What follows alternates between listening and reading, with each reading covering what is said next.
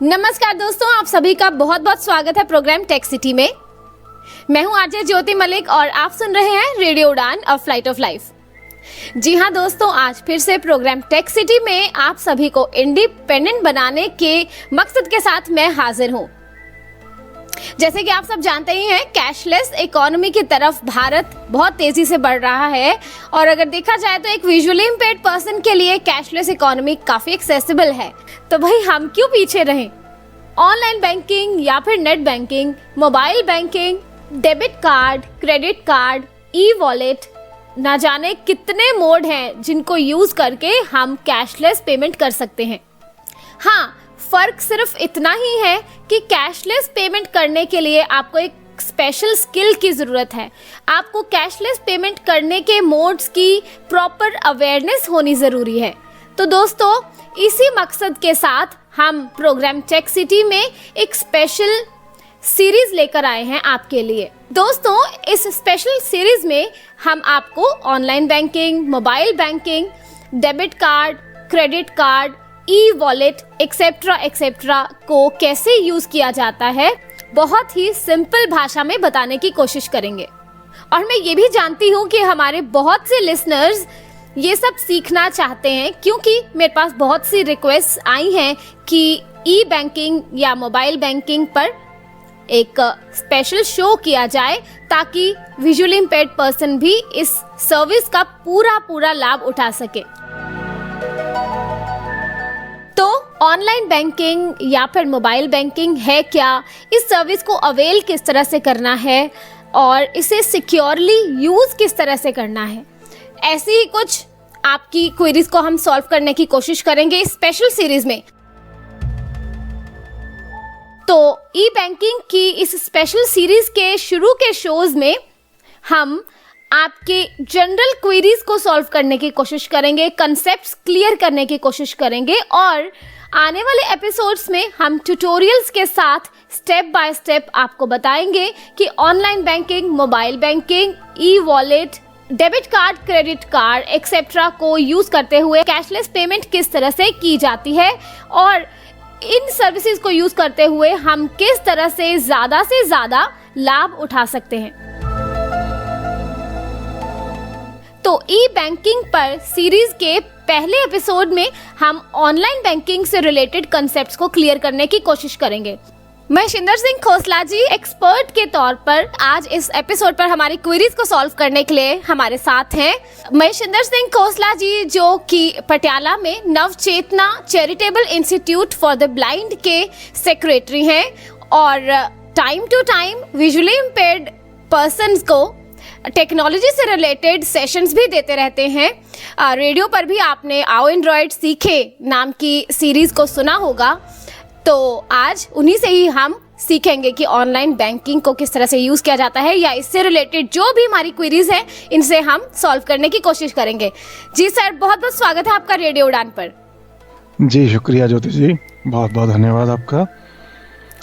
जी, तो online banking से related queries को सॉल्व करने के लिए आज आप सबसे पहले बैंकिंग के बारे में थोड़ा सा लिसनर्स को बताइए, किस तरह से बैंकिंग की फैसिलिटी को एक विजुअली इम्पेयर्ड पर्सन यूज कर सकता है। ज्योति जी, बहुत इम्पोर्टेंट विषय आपने चुना है और एक जो नेत्रहीन है या दृष्टि बाधित जिनको हम कहते हैं, उनके लिए विषय बहुत इम्पोर्टेंट इसलिए हो जाता है क्योंकि बैंकों में फिजिकली रीच कर पाना, बार बार वहाँ के चक्कर लगा पाना कई बार बहुत मुश्किल साबित होता है छोटे छोटे कामों के लिए।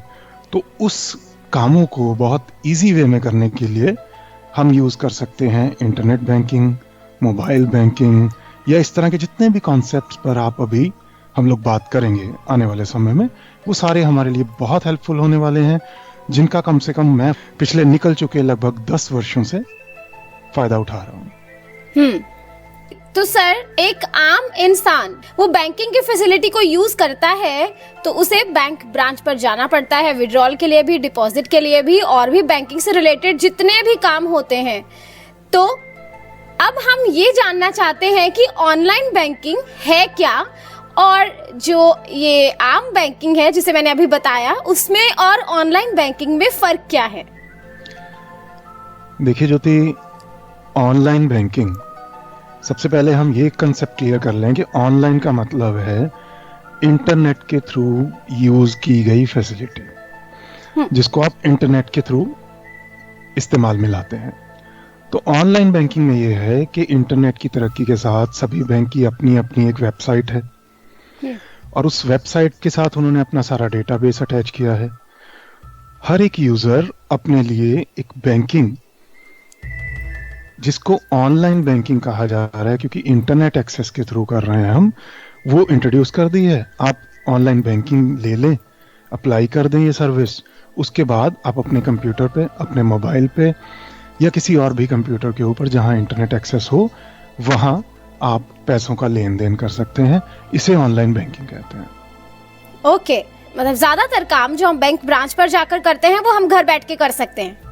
जी बिल्कुल। आप देखिए कि अगर एक काम नॉर्मल ब्रांच में है, कोई पर्सन मान लीजिए एक ट्रांजैक्शन करने जा रहा है, तो वही सेम ट्रांजैक्शन वो अपने कंप्यूटर, अपने मोबाइल पर बैठ के उस बैंक की वेबसाइट में अपने लॉगिन करने के बाद डायरेक्टली कर सकते हैं। एक पासबुक जो बैंक हमें इशू करता है, वो पासबुक हम कंप्लीट करवाने के लिए बैंक में जाते हैं स्टेटमेंट के लिए, या स्टेटमेंट इशू करवाते हैं, तो आप अपने इंटरनेट बैंकिंग पे वो स्टेटमेंट का भी प्रिंट ले सकते हैं, उसे सेव कर सकते हैं as PDF file, as Excel file, XLSX file, जिस भी फॉर्मेट में आप चाहें।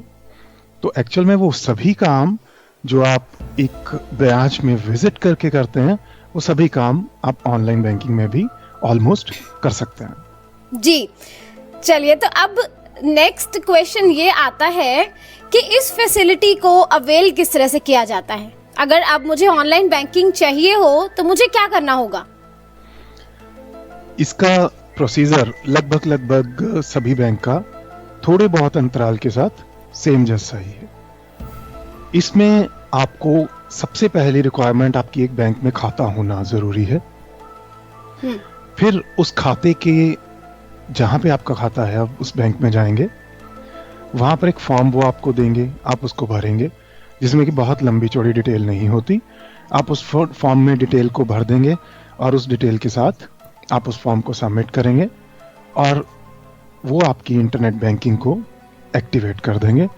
उसके बाद आपको एक किट प्रोवाइड की जाती है, तो वो कुछ बैंक साथ के साथ आपको उसी वक्त प्रोवाइड कर देते हैं, और कुछ बाद में बाय पोस्ट आपको डिलीवर करते हैं वो किट, जिसमें आपका एक यूजर नेम रहता है, और उस यूजर नेम के आधार के ऊपर पासवर्ड या तो आपको साथ ही में मिलता है, या आप ऑनलाइन उस वेबसाइट से जनरेट भी कर सकते हैं। तो ये एक मेन ढंग है जिससे आप ऑनलाइन बैंकिंग के लिए अप्लाई कर सकते हैं। ओके, तो ऑनलाइन बैंकिंग को अप्लाई करते वक्त हमें किन बातों का ख्याल रखना होता है?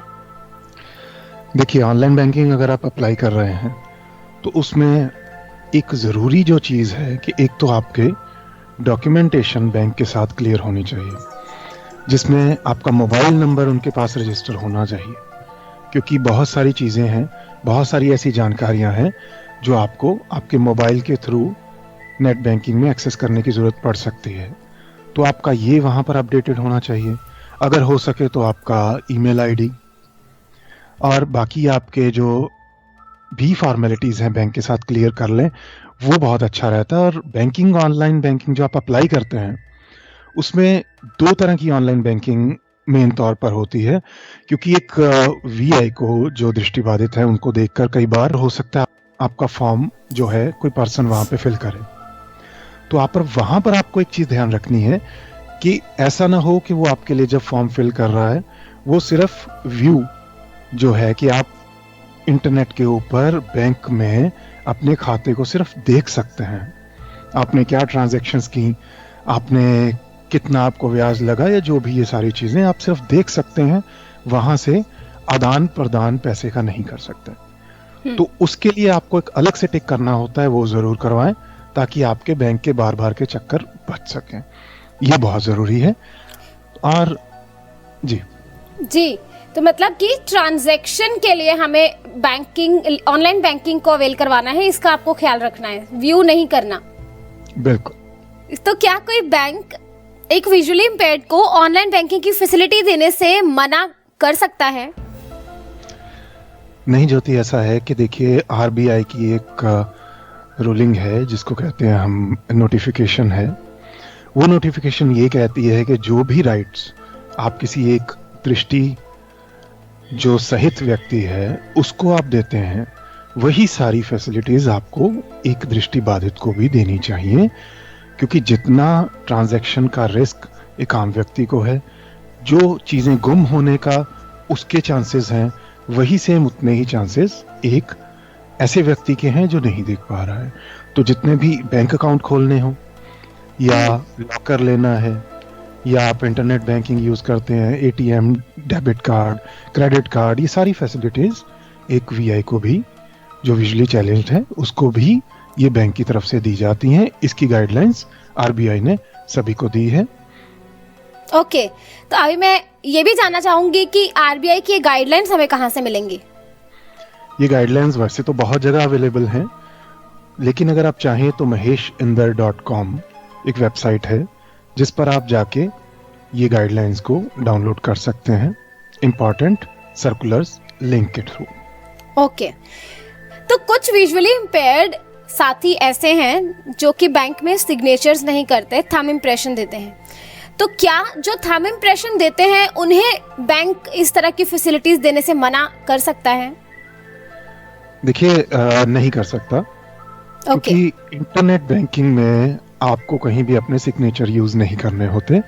वहां आपका यूजर नेम, जिसको हम यूजर आईडी या कस्टमर आईडी कहते हैं, और विद पासवर्ड, इस कॉम्बिनेशन से ही आप इंटरनेट बैंकिंग यूज करते हैं। वहां कहीं भी आपको अपने सिग्नेचर की जरूरत नहीं पड़ती, तो इसलिए बैंक आपको इसके लिए इनकार नहीं करेगा। ओके, तो क्या एक विजुअली इम्पेयर्ड पर्सन के पास ऑनलाइन बैंकिंग को यूज करने के लिए कोई खास ट्रेनिंग होनी चाहिए, और इसे यूज करने के लिए हमारे पास क्या कुछ होना जरूरी है? देखिए, जैसे कि आपने सवाल पूछा कि क्या क्या चीजें रिक्वायर्ड है, तो इंटरनेट बैंकिंग यूज करने के लिए सबसे पहले जो मेन रिक्वायरमेंट है वो तो इंटरनेट की है। उसके अलावा आपके पास एक कंप्यूटर होना जरूरी है, जिस कंप्यूटर में आप इंटरनेट को बैंकिंग यूज करने के लिए इस्तेमाल करेंगे। उसके साथ फिर आपके पास एक स्क्रीन रीडर होना चाहिए जिसके साथ आप यूज करेंगे, और वो स्क्रीन रीडर आपको चलाना भी आना चाहिए। लेकिन जैसे आपने कहा कि क्या किसी ट्रेनिंग की जरूरत है, देखिए, कॉन्सेप्ट्स तो क्लियर होने बहुत जरूरी हैं। नॉर्मल बेसिक कंप्यूटर आपको आना चाहिए, इंटरनेट पे काम कैसे करते हैं ये जरूरी आना चाहिए।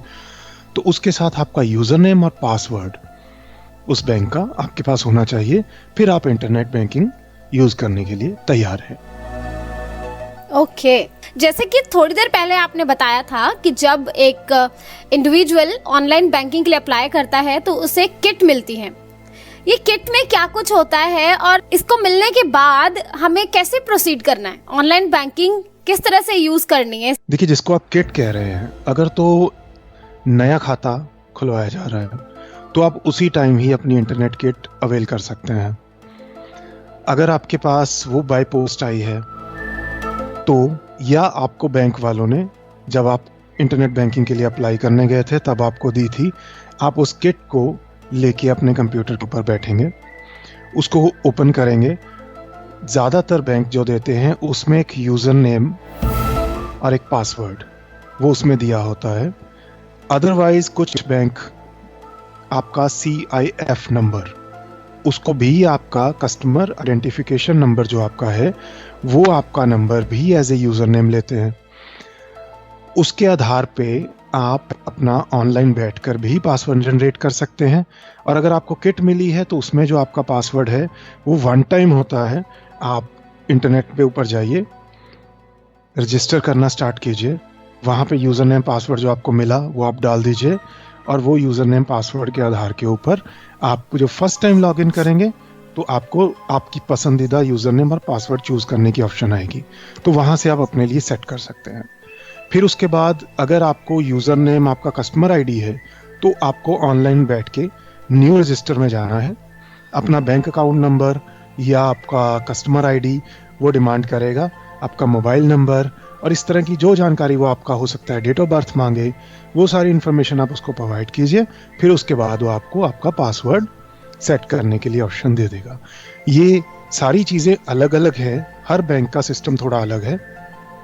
अगर मैं स्टेट बैंक की बात करूं तो वहाँ पर आप ऑनलाइन न्यू रजिस्ट्रेशन में जाके अपने लिए खुद अपना बैंक खाता डाल के अपने लिए जनरेट कर सकते हैं अपना यूज़र नेम एंड पासवर्ड। फिर वो आपको एक PPK नंबर देंगे, वो आप ब्रांच को प्रोवाइड कर दीजिए, या अपना डेबिट कार्ड यूज़ करके आप डायरेक्टली वहाँ पे रजिस्टर कर सकते हैं अपने आप को।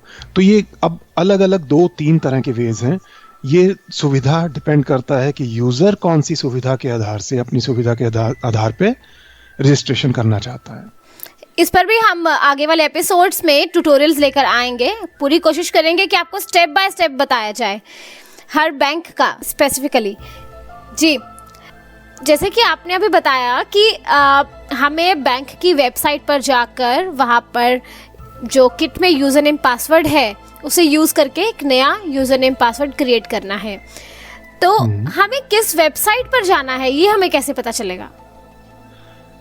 देखिए ज्योति, हर एक बैंक की अपनी एक वेबसाइट होती है, और जो आपको किट दी जाएगी, किट प्रोवाइड की जाएगी, या जब भी आप एक अकाउंट खुलवाते हैं आपको एक इंट्रोडक्शन के लिए साथ में उसका एक बैंक का ब्रोशर आता है, जिसके ऊपर सारी ये डिटेल कि उस बैंक की वेबसाइट कौन सी है, और कई बार तो उसमें स्टेप्स भी दिए होते हैं कि आपको कौन कौन सी चीज़ों का ख़ास ख्याल रखना है इंटरनेट बैंकिंग या और फैसिलिटीज़ जो भी वो देते हैं उसको यूज़ करने के लिए, ये सारी, या उनका हेल्पलाइन नंबर क्या है, इन केस उनके टोल फ्री नंबर सभी बैंक के आजकल हैं तो वो नंबर क्या है, आप कहीं कोई प्रॉब्लम आ जाए तो आपकी जो ब्रांच लिस्ट है वो भी वहाँ पे दी होती है। तो इस तरह की पूरी डॉक्यूमेंट आपको दिए जाते हैं जिसके ऊपर ये सारी जानकारी उपलब्ध होती है। ओके, तो सीधा सीधा मतलब ये है कि जो उस किट में इम्पोर्टेंट डॉक्यूमेंट्स हैं उसे आपको ध्यान से रीड करना है। बिल्कुल, बहुत ज़रूरी है ये पोर्शन, या आप किसी जानकार से पहले पूछ लें कि आपको करना क्या है, या खुद उन डॉक्यूमेंट्स की स्टडी करें। जरूर। चलिए, तो अब यूजर नेम पासवर्ड क्रिएट हो गया, अब हमें लॉगिन कैसे करना है? देखिए, अगर मैं किसी एक खास बैंक की वेबसाइट की उदाहरण लेके आपको बताना शुरू करूं, तो सबसे बड़े बैंक में एक बड़ा नाम है स्टेट बैंक।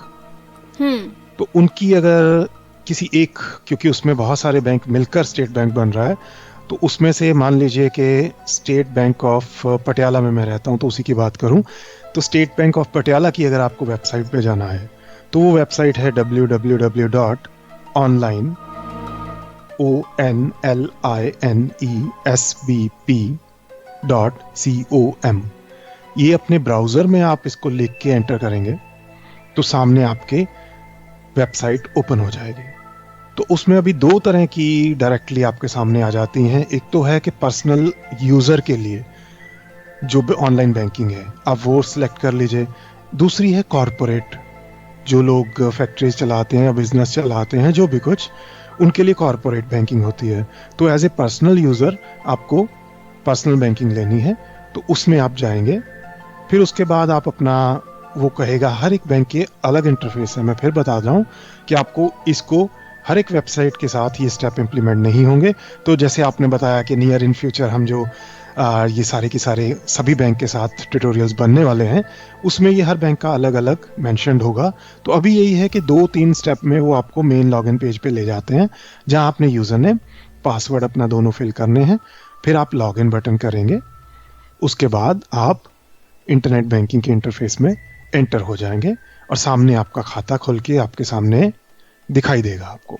ओके, अब ऑनलाइन बैंकिंग मेरे पास है, मैं लॉगिन कर चुकी हूँ, तो आप शॉर्ट में लिसनर्स को ये भी बता दीजिए कि ऑनलाइन बैंकिंग मिलने के बाद उसमें कौन सी ऐसी फैसिलिटीज है जो हम यूज कर सकते हैं बैंकिंग की?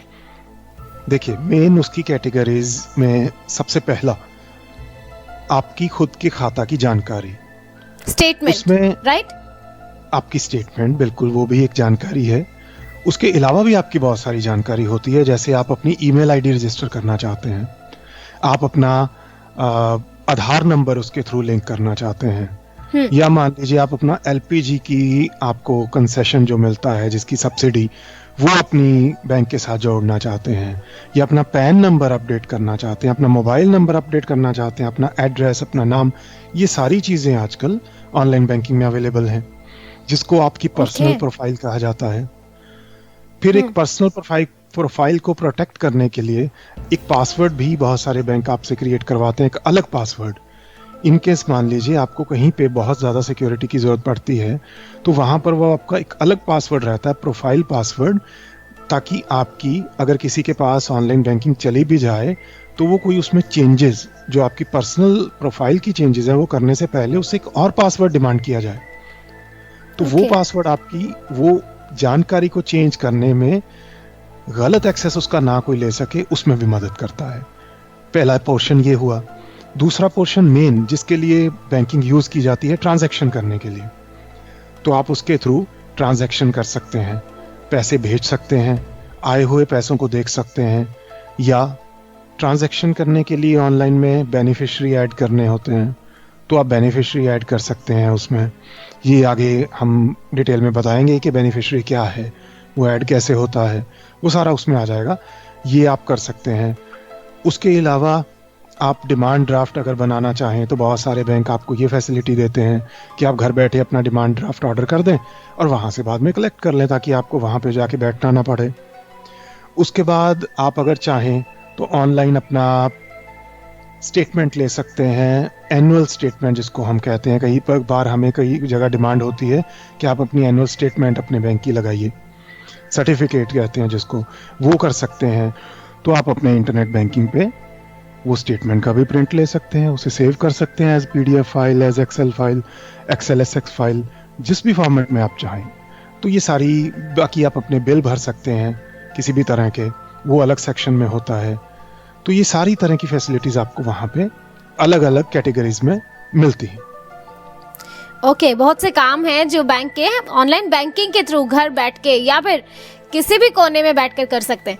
जी, तो अब जैसे मैंने कहा कि ऑलमोस्ट आप सारे काम जो आप फिजिकली खुद रीच करके बैंक में करके आते हैं, वो ऑलमोस्ट सारे काम आप घर के बैठे हुए भी अपने कंप्यूटर पे भी कर सकते हैं, बड़े इजीली कर सकते हैं।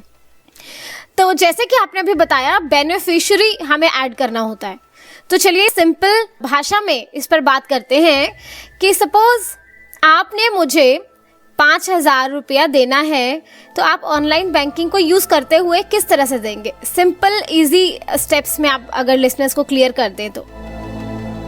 देखिए, अगर मुझे आपको पैसे देने हैं तो उस कंडीशन में आप बेनिफिशियरी हैं। ओके, आपको लाभ मिलने वाला है, तो ये अपने मन में क्लियर होना चाहिए कि बेनिफिशियरी अक्सर में है क्या। अगर मैं बिल पे कर रहा हूँ तो उसका बेनिफिशियरी वो कंपनी है जिसको मैं बिल देना चाहता हूँ, जिसके लिए मैं पेमेंट करना चाहता हूँ। तो अगर तो आपको मुझे पैसे देने हैं तो मुझे आपकी कुछ डिटेल चाहिए होंगी, आपका खाता नंबर। आपको मुझे, यानी कि मशिंदर सिंह खोसला जी ज्योति मलिक को पैसे दे रहे हैं, राइट? जी बिल्कुल। यहाँ पर कंफ्यूजन ना हो जाए। हाँ, मैं अपने खाते से ज्योति मलिक को ट्रांसफर करना चाहता हूँ कुछ अमाउंट। मान लीजिए हम एक सपोज कर लेते हैं कि मैं 5,000 आपको देना चाहता हूँ। ओके। तो वो 5,000 देने के लिए मुझे आपकी कुछ डिटेल्स चाहिए होंगी। ओके। जिसमें आपका खाता नंबर, कि आपका खाता नंबर क्या है और किस बैंक में है, ये मुझे पता होना चाहिए। दूसरी चीज IFSC कोड, वो मुझे जरूर चाहिए। नेक्स्ट सवाल में हम ये भी एक्सप्लेन कर सकते हैं कि IFSC कोड होता क्या है, ये दूसरी जानकारी मुझे ये चाहिए। और तीसरा आपका नाम, वो मुझे चाहिए, जिसके आधार पे मैं ऐड बेनिफिशियरी में जाऊंगा। वहां पर ये जानकारी दो तरह की है। अगर तो मैं ऐड कर रहा हूं वो बेनिफिशियरी जो सेम बैंक का है, तो वहां पर IFSC कोड की जरूरत नहीं होती, वहां पर सिर्फ सिंपली अकाउंट नंबर से काम चल जाता है। लेकिन अगर आपका बैंक मेरे बैंक के जहां मेरा खाता है और आपके बैंक में जहां आपका खाता है वो अलग बैंक है, तो आपको IFSC कोड की जरूरत पड़ेगी। तो आप सबसे पहले वहां पे आपका नाम पूछा जाएगा, ये कॉलम ऊपर नीचे हो सकते हैं एडिट बॉक्सेस।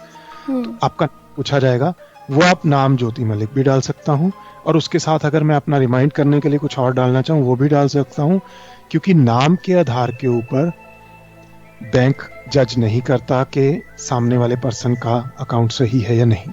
अरे नाम उल्टा सीधा लिख सकते हैं। हाँ, नाम में आप थोड़ी बहुत चेंजेस कर सकते हैं। ऐसा नहीं है कि अगर आपका बैंक में नाम पूरा JYOT या I और मलिक है तो मुझे सेम वही डालना होगा, ऐसा जरूरी नहीं है। ओके। नाम थोड़ा चेंज कर सकते हैं, लेकिन आपका अकाउंट नंबर, उसमें बिल्कुल गलती नहीं होनी चाहिए। और आपका जो IFSC कोड है वो गलत नहीं होना चाहिए। और ये डिटेल आप जब भर देंगे उसके बाद आपके पास एड्रेस, फोन नंबर, इस तरह की डिटेल डालने की भी जगह आती है। वो मैंडेटरी नहीं है, आप डालना चाहें तो डालिए, नहीं तो आपकी इच्छा। उसके बाद आप सबमिट कर देंगे। तो अलग अलग बैंक, सबकी एक अलग अलग टाइमिंग है। कुछ बैंक आधे घंटे में बेनिफिशियरी को एक्टिवेट कर देते हैं, कुछ 4 घंटे में, कुछ 24 घंटे में। इट डिपेंड्स कि आप किस बैंक के खाता को यूज कर रहे हैं। तो आपका बेनिफिशियरी वो ऐड हो जाएगा। फिर उसके बाद वो बेनिफिशियरी जब आपके पास ऐड हो गया, वो एक तरह से आपने अपने मोबाइल में सामने वाले जिसको आप कॉल करना चाहते हैं, जिससे आप कांटेक्ट रखना चाहते हैं, उसका मोबाइल नंबर आपने अपने मोबाइल में सेव कर लिया है। उसी तरह आपने सामने वाले खाता धारक का, जिसको आप पैसे भेजना चाहते हैं, उसकी डिटेल अपने अकाउंट में ऐड कर ली है। जब वो एक्टिवेट हो जाएगा तो अब आप उसको पैसे भेज सकते हैं, लेकिन उसमें भी अलग अलग बैंक की अलग अलग लिमिट है। कुछ बैंक पहले 24 घंटे में सिर्फ 10,000 भेजने देते हैं, वो इसलिए कि सिक्योरिटी रीजंस के कारण। लेकिन अगर एक बार बेनिफिशियरी ऐड हो गया और उसके बाद वो प्रॉपरली एक्टिवेटेड है, तो फिर आप डायरेक्टली जितनी मनी चाहें आप दूसरे खाता धारक को भेज सकते हैं। ओके, तो आपने मुझे ऐड किया एज अ बेनिफिशियरी और मुझे 5,000 रुपया भेज दिया। अब अगले हफ्ते फिर से आपको मुझे 5,000 भेजना है, तो आपको मुझे दोबारा ऐड करना पड़ेगा क्या? जी नहीं, बेनिफिशियरी जो आप ऐड करते हैं, देखिए उसमें यही भी एक बेनिफिट है कि बैंक जो आपको सर्विस दे रहा है उसके बाद वो आपकी सारी जानकारियों को सेव भी कर रहा है अपने सर्वर पे। तो आपने जिस पर्सन को ऐड किया है उसकी सारी जानकारी वो अपने पास संभाल के रखेगा। आने वाले 1 साल 2 साल जब भी आप चाहें, आप उसको सिलेक्ट करने के बाद उसको पेमेंट कर सकते हैं। ओके, तो दोबारा से हमें ऐड करने की जरूरत नहीं पड़ेगी जब तक उसे हम डिलीट नहीं करते। राइट। ओके, जैसे कि आपने पहले एक टर्म यूज की थी IFSC कोड, इस कोड के बारे में थोड़ा सा हमें डिटेल में बताएंगे, क्या होता है? हमें कैसे पता चलता है कि हमारे बैंक का कोड क्या है? देखिए, उसमें मान लीजिए कि हम एक शहर में रहते हैं। हर एक शहर का एक पिन कोड होता है, ये आप जानते हैं। उस पिन कोड के अंदर फिर हर एक मोहल्ले होते हैं या कॉलोनीज होती हैं, उनमें फिर हाउस नंबर होते हैं। सेम वे एक बैंक है, उसकी ब्रांचेस बहुत सारी होती हैं। एक शहर में भी हो सकता है एक बैंक की 10 ब्रांच हो। तो उस कंडीशन में हर एक ब्रांच का एक स्पेशल एक कोड रखा जाता है। उस कोड को IFSC कोड कहा जाता है, जो उस खास ब्रांच की पहचान है। उसके बाद जब आप अपने खाता धारक का एक खाता डाल रहे हैं बेनिफिशियरी ऐड करते हुए, उसी टाइम पे उस कोड को आप जब डाल रहे हैं, तब उसको सिस्टम को ये बता रहे हैं कि सिस्टम पहचान कर ले कि ये आपका खाता कहाँ पर है, किस बैंक की कौन सी ब्रांच में आपका खाता है। और ये जरूरी नहीं है कि आपको IFSC कोड पता ही होना चाहिए। वो IFSC कोड हर चेकबुक के ऊपर, जो बैंक आपको आपके डॉक्यूमेंट्स देता है उसके ऊपर, आप बैंक से भी ले सकते हैं, इंटरनेट पे भी सर्च कर सकते हैं। IFSC सर्च करने के लिए वेबसाइट्स हैं जिनमें आप अपने बैंक का नाम डालिए, फिर वो उसकी ब्रांच लिस्ट आती है, फिर उसमें से आप स्टेट सेलेक्ट कर लीजिए, फिर उसमें से ब्रांच सेलेक्ट कर लीजिए अपनी जो भी है। तो ये सब सेलेक्ट करने के बाद वो आपको उस ब्रांच का IFSC कोड प्रोवाइड कर देगा। बहुत सारे बैंक जहां पर आप जब ऐड कर रहे हो वहीं पे IFSC कोड को लुक करने के लिए सर्च का बटन दे देते हैं। आप उसमें जाइए, अपनी ब्रांच का नाम डालिए, बैंक का नाम डालिए, ब्रांच का नाम डालिए, तो वहां डायरेक्टली आप सर्च कर सकते हैं। तो अब ऑनलाइन पेमेंट्स पर आते हैं। ऑनलाइन पेमेंट्स कितनी तरह की होती हैं? देखिए, ऑनलाइन पेमेंट्स में सबसे पहले पेमेंट्स के जो मेथड हैं वो तो यही है कि देखिए इलेक्ट्रॉनिकली आप पेमेंट कर रहे हैं। उसमें डिपेंड करता है कि कुछ सर्टेन कंडीशंस हैं, उन कंडीशन के आधार के ऊपर अलग अलग तरह की पेमेंट मोड डिसाइड किए गए हैं। जैसे सबसे पहला एक मोड है NEFT। उसमें आपकी लिमिटेशन इतनी है कि आपको 2 लाख से कम की, कुछ बैंक में ये अलग हो सकते हैं, लेकिन नॉर्मली 2 लाख से कम तक की पेमेंट जो आप करते हैं वो NEFT के थ्रू होती है। उसके ऊपर की जब आप पेमेंट कर रहे होते हैं तो आप RTGS इसको यूज कर सकते हैं मोड मेथड। तो उसमें आपकी दिन में, वर्किंग डेज में और बाकी डेज में लगभग एक बैंक 8 से 10 बार डेली ट्रांजैक्शन करते हैं। और जब आपने ट्रांजैक्शन मान लीजिए 9 बजे की, उसके बाद जब भी नेक्स्ट टाइम सारी ट्रांजैक्शंस क्लियर होंगी तो आपकी जो पेमेंट है वो ट्रांसफ़र कर दी जाएगी, जिसको आप करना चाहते हैं, जिस बेनिफिशियरी को देना चाहते हैं उसके खाते में पहुंचा दी जाएगी। ये है एक नॉर्मल मेथड। लेकिन उसके बाद इंस्टेंट ट्रांसफ़र करने की भी फैसिलिटीज़ आ गई हैं। उस मोड को कहते हैं IMPS। उस मोड में ये है कि आप अपना IFSC कोड और जैसे आपने बेनिफिशियरी ऐड किया, बेनिफिशियरी भी सिलेक्ट कर सकते हैं, या एक अलग कुछ और भी जानकारियां होती हैं जिन जानकारियों को आप देकर, वो सारी आपकी चेकबुक के ऊपर लिखी होती हैं। आप इन कंडीशंस को जब हम डिटेल में आगे एक बैंक का अप्लाई करेंगे तो उसमें मेंशन कर सकते हैं साथ में। जैसे मान लीजिए मैंने आपको 5,000 भेजने हैं, अगर मैं NEFT से भेजूंगा तो मे भी हो सकता है कि आज या कल सुबह तक आपको पेमेंट पहुंचे। तो लेकिन अगर IMPS मोड में सिलेक्ट करूंगा तो इंस्टेंट आपको हो सकता है कि आधे मिनट से पहले ही आपके अकाउंट में वो पेमेंट ट्रांसफर हो जाए। वो इंस्टेंट मोड है पेमेंट ट्रांसफर करने का। तो ये भी एक सर्विस आपके पास है, लेकिन डिपेंड ये करता है कि उस बैंक ने, बहुत सारे बैंक ने IMPS के ऊपर 50,000 तक की लिमिट रखी है, कुछ बैंक ने 1 लाख तक की रखी है। तो ये आपको सर्टेन कंडीशंस हैं, उन कंडीशंस को अगर आप मैच कर रहे हैं तो आप अपनी सुविधा के हिसाब से पेमेंट का मोड सिलेक्ट कर सकते हैं। जी, तो काफी डिटेल में आपने एक्सप्लेन किया जी। तो जब आप बैंक की वेबसाइट पर ट्रांसफर पर क्लिक करते हैं पेमेंट ट्रांसफर करने के लिए, तो आपके पास 3 ऑप्शंस आती हैं, नेफ्ट, RTGS या फिर IMPS। तो जो भी आपको सूटेबल लगे, जैसे कि महेश जी ने अभी बताया, आप वैसा ही कर सकते हैं। अगर मैं अपनी बात करूं तो मैं जनरली IMPS ही सिलेक्ट करती हूं, क्योंकि इंस्टेंट है, जल्दी पैसे पहुंच जाते हैं और 24 आवर सर्विस है। जो बैंक्स IMPS एक्सेप्ट नहीं करते तो वहाँ पर मुझे नेफ्ट सिलेक्ट करना पड़ता है। अगर अमाउंट बहुत ज़्यादा है तो मुझे RTGS सिलेक्ट करना होगा। दोस्तों, अभी इस प्रोग्राम में हम ऑनलाइन बैंकिंग को सेफली, सिक्योरली यूज करने पर भी बात करेंगे, पर एक छोटे से म्यूजिकल ब्रेक के लिए रुकते हैं। सुनते रहिए रेडियो उड़ान, a flight of life. Welcome back दोस्तों, आप सभी का एक बार फिर से स्वागत है प्रोग्राम टेक सिटी में। मैं हूं RJ ज्योति मलिक और आप सुन रहे हैं रेडियो उड़ान, अ फ्लाइट ऑफ लाइफ। दोस्तों, आज प्रोग्राम टेक सिटी में महेशिंदर सिंह खोसला जी हमारे साथ एक्सपर्ट के तौर पर इस शो पर हैं और ऑनलाइन बैंकिंग से रिलेटेड बहुत सी क्वेरीज पर इन्होंने बात की है और क्वेरीज को सॉल्व करने की कोशिश की है। तो अब सर, हम ये जानना चाहते हैं कि ऑनलाइन बैंकिंग को सेफली और सिक्योरली किस तरह से यूज़ किया जाता है, क्योंकि जैसे कि आप जानते ही हैं आजकल इंटरनेट यूज़ करते हुए काफ़ी सिक्योरिटी इश्यूज आते हैं। तो हमारा बैंक बैलेंस कहीं किसी और के हाथ ना लग जाए, कोई और उसे ट्रांसफ़र ना कर दे, इस तरह के इश्यूज से बचने के लिए हमें क्या करना होगा? देखिए, इंटरनेट के ऊपर बैठते हुए सिक्योरिटी एक बहुत बड़ा एक प्रश्न आपके ऊपर हमेशा था और हमेशा रहेगा भी। लेकिन सिक्योरिटी को डील करने में बैंक्स बहुत ज़्यादा अलर्ट रहते हैं, क्योंकि उन्हें पता है कि ये पैसे का लेन देन है। ये सिर्फ एक इन्फॉर्मेशन जो लीक हो रही है वही नहीं, इसमें पर्सन की जमा पूंजी को नुकसान हो सकता है। तो वो बहुत अलर्ट रहते हैं इसको लेके।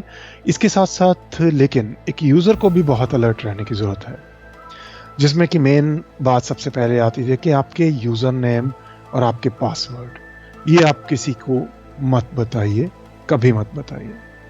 ये बहुत बड़ा एक पॉइंट है। और दूसरा, टाइम टू टाइम, थोड़ी थोड़ी देर के बाद अपना पासवर्ड चेंज करते रहिए। ये एक बहुत बड़ा फैक्टर है जिससे कि आप, अगर मान लीजिए किसी को आपकी इंफॉर्मेशन मिली भी है और आपने पासवर्ड चेंज कर दिया, यू आर स्टिल सिक्योर। उसके बाद फिर थर्ड जो आता है कि जब भी आप पब्लिक प्लेस के ऊपर अपना कंप्यूटर किसी का यूज़ कर रहे हैं तो वहाँ हमेशा याद रखिए कि आप जब भी अपना काम कर लें तो उस सेशन को लॉग आउट ज़रूर कीजिए और उस ब्राउज़र को, उस वेबसाइट को बंद कर दीजिए, ताकि आपकी जो इंफॉर्मेशन है वो लीक होने के चांसेस ना हो। और उसके बाद बैंक भी अपनी तरफ से बहुत सारी आपको सिक्योरिटी देते हैं। जैसे कुछ मिनट अगर आप इनएक्टिव रहते हैं अपने सेशन को लेके, आप यूज़ नहीं कर रहे हैं इंटरनेट बैंकिंग, तो बैंक ऑटोमेटिकली आपको लॉग आउट कर देता है। जब भी आप नेक्स्ट कमांड देंगे अपने ब्राउज़र को तो वहाँ पर आ जाएगा कि आपका सेशन लॉग आउट कर दिया गया है, आप री लॉग इन करें, दोबारा लॉग इन करें अगर आप इंटरनेट बैंकिंग अगेन यूज़ करना चाहते हैं। और रही बात कि जब आप ट्रांजैक्शन कर रहे हैं तो ट्रांजैक्शन करते हुए अलग अलग बैंक आपकी सिक्योरिटी को ध्यान में रखते हुए बहुत सारे तरह के पासवर्ड्स आपसे सेट कराते हैं। जैसे कि हमने आपको याद होगा अभी बात की थी प्रोफाइल पासवर्ड, उसी तरह का एक ट्रांजैक्शनल पासवर्ड भी है, ट्रांजैक्शन करने के लिए पासवर्ड भी वो सेट करवाते हैं। जब भी आप किसी को, मान लीजिए मुझे आपको 5,000 रुपये भेजने हैं, जैसे कि हमने अज्यूम किया था पहले, तो उस कंडीशन में जब मैं आपके डिटेल डाल रहा हूँ कि इस बैंक अकाउंट में मुझे ये 5,000 डालने हैं, उसके बाद जब मैं नेक्स्ट बटन पे जाऊँगा तो मुझसे पूछेगा कि आपका ट्रांजैक्शन पासवर्ड क्या है, आप उसको फिल कीजिए। तो चाहे मैं आपके अकाउंट में लॉगिन भी हूँ लेकिन ट्रांजैक्शन पासवर्ड डालना मेरे लिए वहाँ ज़रूरी हो जाता है। अगर ये नहीं है तो आप वहाँ पर OTP यूज़ कर सकते हैं या एक स्पेशल पासवर्ड आप जनरेट करके रख सकते हैं। वो अलग अलग बैंक के हिसाब से वो आगे आप एक्सप्लेन करते रहेंगे जैसे जैसे अलग बैंकों की बात आएगी। तो OTP क्या है? OTP वन टाइम, एक ही बार भेजा गया एक मैसेज है जो आपका मोबाइल नंबर जो आपका रजिस्टर्ड है या ईमेल आईडी जो रजिस्टर्ड है आपकी बैंक के साथ, वहाँ पर आप खुद नहीं फिल करेंगे कि आप अपना मोबाइल नंबर डालेंगे और आपको उस पे ऊपर वो पासवर्ड भेजेंगे या ईमेल आईडी डालेंगे वो भेजेंगे, नहीं। वो आपको एक हिंट देंगे, आपके पूरे करैक्टर भी नहीं मोबाइल के दिखाएंगे, उसमें कुछ में स्टार कर देंगे या कुछ को हाइड कर देंगे, कुछ आपको दिखाएंगे कि ये आपका नंबर है, आप इसके ऊपर OTP जाएगा, आप चेक कीजिए। तो आपके पास एक मैसेज आ जाएगा, वो मैसेज आप पढ़िए, उसके अंदर कुछ अंक लिखे होंगे, वो अंक वहाँ पर आप एडिट बॉक्स में डाल के ट्रांजैक्शन करेंगे, तभी आपकी वो ट्रांजैक्शन सक्सेसफुल होगी। इवन लॉगिन करते हुए भी आप सेकंड फैक्टर ऑथेंटिकेशन रख सकते हैं। मान लीजिए आपने वेबसाइट पे गए, आपने यूजर नेम डाला, पासवर्ड डाला, तो उस जगह पे भी आपके पास सेकंड फैक्टर ऑथेंटिकेशन रहती है। कई बैंक एक इमेज आपसे चुनवाते हैं कि आप अपना एक फ्रेज डालिए, थोड़े से शब्द डालिए, एक इमेज डालिए जो उनकी इमेजेस में से ही आप सिलेक्ट करते हो, और वो इमेज और वो फ्रेज आपके सामने आता है जब भी आप लॉगिन कर रहे हैं। आपको चेक करना होता है कि यस ये मेरे ही हैं डिटेल्स जो मैंने चूज की हुई हैं, उसके बाद आप लॉगिन करते हो। और उसके बाद भी कई बैंक हैं जो, जैसे OBC बैंक है, उनकी अगर मैं बात करूं तो वो जब आप पहले जाते हैं, यूजर नेम डालते हैं और लॉगिन करते हैं, फिर सामने आपके आ जाता है कि आप ईमेल आईडी या अपना मोबाइल नंबर, इनमें से एक चीज सिलेक्ट करें जहां आप पासवर्ड चाहते हैं।